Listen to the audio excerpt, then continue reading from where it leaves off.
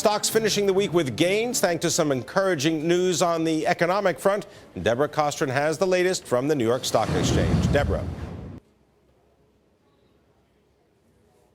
Side. This was after a report that showed consumer confidence came in better than expected. Also, manufacturing reaching the highest level in a year. So two good signs of a strong economy. On the other hand, though, we also got that report on consumer prices that showed the cost of living rose in March for a ninth consecutive month, mainly because of those increases in food and gas prices. But all in all, traders saying that today's economic reports really showed that the economy is rebounding. And all those positive economic reports, well, they helped crude oil to creep back up there. Crude close to $110 a barrel. The big winners on the day, we saw healthcare and also utility stocks performing well, Pimm. Now, Deborah, Bank of America's earnings, they didn't do anything to help out the financial stocks today, particularly coming before a lot more bank earnings come out next week.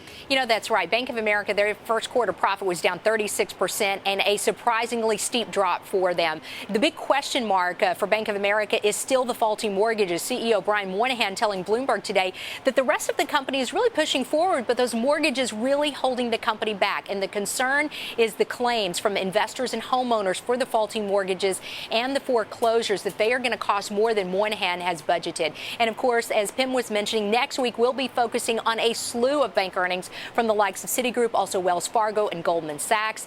And the focus will certainly be on earnings because 1/5 of the companies in the S&P will be reporting those earnings. Of course, lots of financial and of course a lot of tech earnings to focus on. That's it from here. Pimm, back to you. Thank you very much. Deborah Kostroun reporting from the New York Stock Exchange.